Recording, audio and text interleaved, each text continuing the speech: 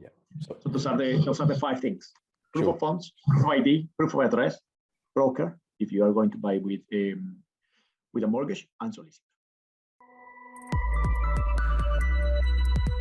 Right, thanks everyone for tuning into the 3rd video in our series where we're speaking with experts in the field to give you useful and relevant information. Today we're speaking with David Giraldo.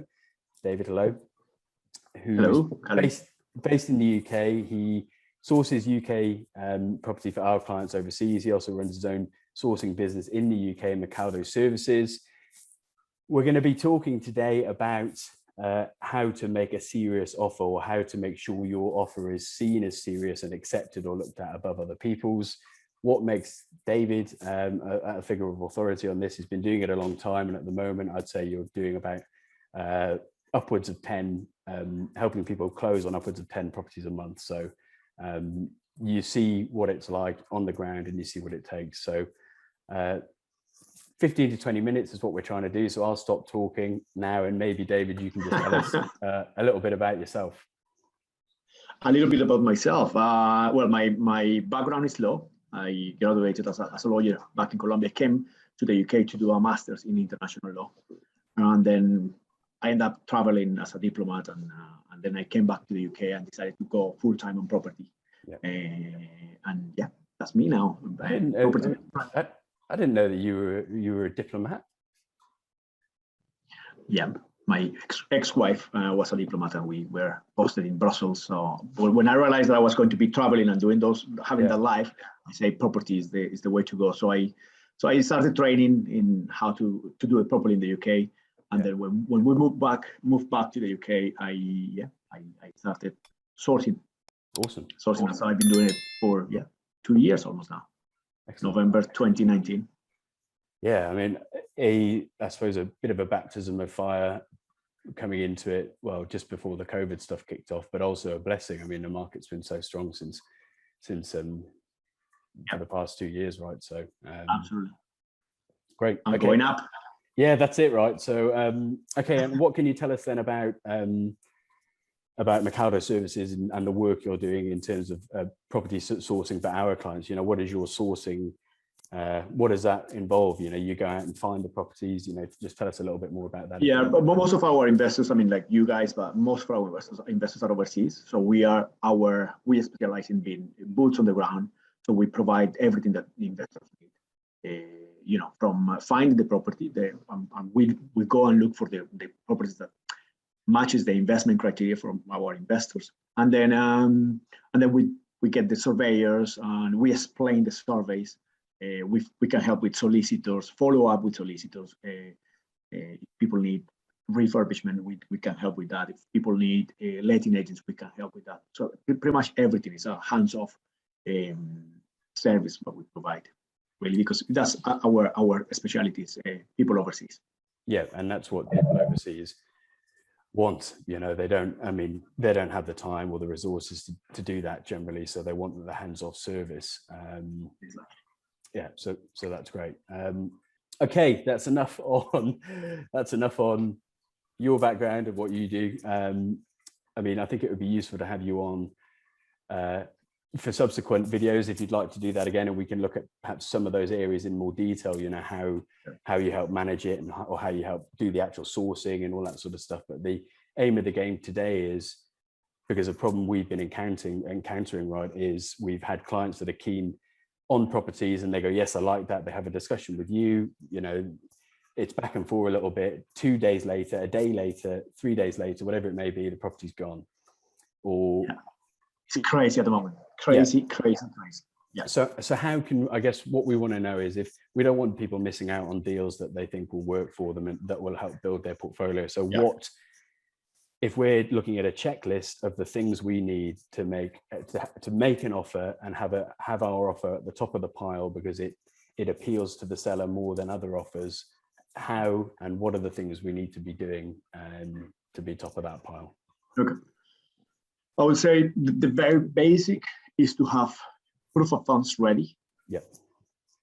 So have the money, and if it is cash, so the agents or the sellers would like to see the money in the bank and be able to you need to be able to prove where that money is coming from, but it's working, savings or whatever. But if it is cash, have the money in the bank.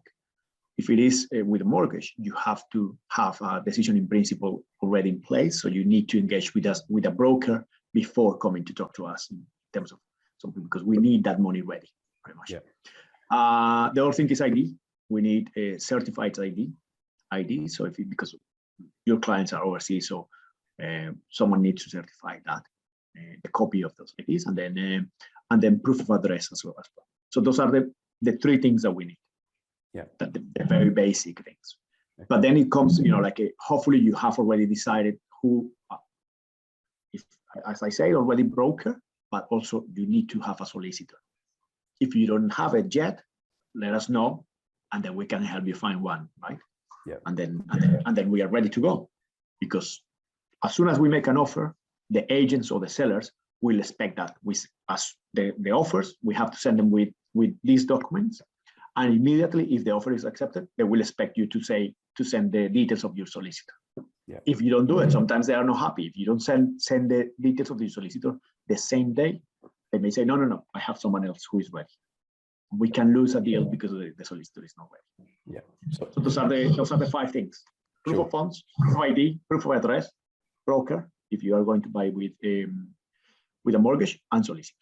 Great, and we should make sure we cut that little section out and stick it right at the front of the video so people can see straight away the 5 things they need. But I think, I suppose what it comes down to, right, is just spending a bit of time to do a bit of foundation laying and a bit of work beforehand, right? Don't just run gung-ho into it. Yes, we all want to be involved in property, but actually take the time, whatever that is, a morning on a weekend, or to do a bit of admin, to get these things sorted, to arrange a chat with a mortgage broker who can do the decision in principle for you. I'm sure you've got people, we've got people. I mean, I think the previous video we did last week and our podcast from last week, we spoke with an expat specialist mortgage broker. It's easy to do that, right? It's easy to get that decision in principle. So absolutely. So the proof of funds, is that just a screenshot of your online accounting, or a PDF? Will a PDF be okay? What's the best? That could do, but at some point the agents would like to see, and we also, because we have now the responsibility to do anti-money laundering checking. So we need to see bank statements, and we need to know where the money is coming. So people are going to ask you, where are you? I mean, what is it that you do? But it has to be a bank statements, but just to make the offer, use a screenshot of the balance in the account. That will do. Sure. Okay. And is it? I know when you're getting your decision in principle, you're doing your mortgage. It's 3 months bank statements, right? Is that? Yeah. Is that the same, or they just want to see just the bank balance? But as I say, for the offer, just the balance could do, but at some point they will expect you to send the bank statements. Sure. Or they may expect you to send the bank statements, and the solicitors are going to ask you for the bank statements, because everybody, all the parties involved should do the anti-money laundering. And that's 3 months they'll want. Yeah. Okay. So bank statements, the proof of funds, the decision in principle. Proof of funds, and decision. I mean, decision in principle if people are buying with a mortgage. Mm-hmm. That's decision in principle. So you just show that, and that's it. Yeah. Or proof of funds when people are buying with cash. So sure. There you go. I'm buying this property that is 100K. Here are my 100K. Gotcha. Yeah. Okay. Legal team, broker, we're working with you guys. If people, I mean, I guess most of the people that will be watching this will be clients of ours or people that are working with us, so they would be going through yourselves or through us. But if have you got any tips for anyone that may not be doing that in terms of finding a conveyancing team? How do you do that? Do you just Google it, or is it better to work with a professional such as yourself? Of course, I mean, because not everybody specializes in the same area. Let's say a solicitor that knows how to do single lets is not the same. They don't necessarily know how to do HMOs or big buildings. So just because in the website they say property, but you don't know what is their specialty. Same with brokers. Brokers, you need brokers that know how to work with experts. Yeah. Cannot be a broker that is based in the UK helping clients to buy big buildings, because that's not the broker you need, even though he may say, yeah, I can help. The options that he may have are not what you need. Yeah, that's a very good point. I mean, we harp on about it a lot actually in these videos and the chats we have with people. It's say work with a professional, work with someone that's an expert in their field. And I know probably a lot of people would watch and go, well, of course you'd say that. But I mean, the fees, you know, it's free in every instance to have a conversation with a mortgage broker, with yourself, with us, with a tax planner, with a company formation person. It's always free, you know. And if then it looks like it might work for you, then it's something you can do. Yeah, and in terms of ethics, I mean, if you go online, you go on Google, you don't know who you are going to find there. And they may say, yes, I can help you. But in reality, there are some brokers, for example, that they work with just few lenders. You don't want that. Yeah. You want a broker that can help you because you are an expert, but also can offer you a variety of lenders. Yeah. And that's what we can help with, because we have the experience already with that.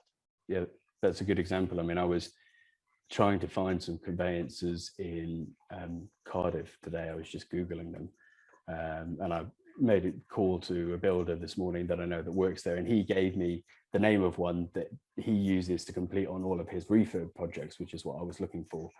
And they're not online. I couldn't find them anywhere online, but he said, these guys are great. I use them for everything. And the ones I did find online, one was a specialist property conveyancer, the oldest one in Cardiff. They've come back to me and said, we're not doing overseas clients. And the other ones, their drop down was A to Z. You know, it was the whole spectrum of law, and property was one tiny bit of it. And would I feel comfortable using them? Maybe, probably not, you know? Exactly. So I already know the solicitors and the brokers that can help experts. Well, I could save you that time at the hassle going to, by the way, you don't need local,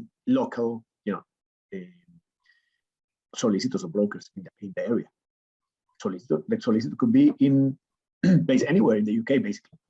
Okay, that's my next question. Would you say you've got a team already? What if the project's over? I mean, that's different. I mean, the letting agents and the builders and all that, and the surveyors, they are locals. Yeah, they are locals. Yeah. The surveyor, he knows the area, so he can tell you, yeah, this is a nice area. There is be careful because it's in these properties there may be asbestos or whatever. They are locals. But the solicitor and the broker, they could be anywhere in the UK. Yeah, they could be anywhere. Yeah. You don't need to have a surveyor that is a local, a solicitor that is local for the property. Yeah. Yeah, I don't suppose you do. They don't need to go to the property at all. Yeah, they don't, do they? They just at all. They just do all their searches on the computer. Everything is on the computer. They don't see the properties. Yeah. Same the brokers. That's a good point. Okay. All right, look, I think we'll summarize it and leave it there, because as I said at the start, the idea is, you know, less than 20 minutes for these videos, and we give, you know, people a little bit of a taste and the key points so that they can learn a bit more. If they want to find out more, then they can listen to our longer podcast, which I think we'll be doing next week, probably coming out next week. If anyone wants to find out any more information about what David does, obviously we'll put your details below the video. I'm not sure where they go, to be honest, but we'll make your details readily available. Dave, where are the best places to contact you and find out? Is it just by email or the website or on the forum? What are the best places? I have a website, davidgiraldo.co.uk, my LinkedIn. Yeah. Excellent. My email, I don't know if you want to give my email. Yeah. But something I wanted to say, and it's obviously is the service that we both provide, right? And together is our two companies together, is that it's a bespoke service, right? We talk to each investor, we understand what they're looking for, and we provide that. Not like we are going to send random deals to see if that matches the investor's criteria. But personalized service, right? Yeah, and that's it. And I think that's why we thought this would be a good conversation to have, right? Isn't it? Because we had clients coming with specific needs, and you would go and find the properties that fit the bill, and they would say, yes, this is perfect, I want to buy it. And then we'd hit this stumbling block where we go, we haven't got a DIP yet, we haven't got proof of funds, and in 2 days the deal would be gone. So hopefully in future, when we're having dealings with clients, we can say, watch this video, let's get these things together, and then, you know, we'll make it more successful for everyone. So David, thank you so much. Appreciate it. We'll do the longer podcast, we'll get that out as well, and then perhaps we can do another one of these videos on something a bit more specific within what it is you're doing and we're doing together. Sure. Okay, nice to be here, my friend. Cheers.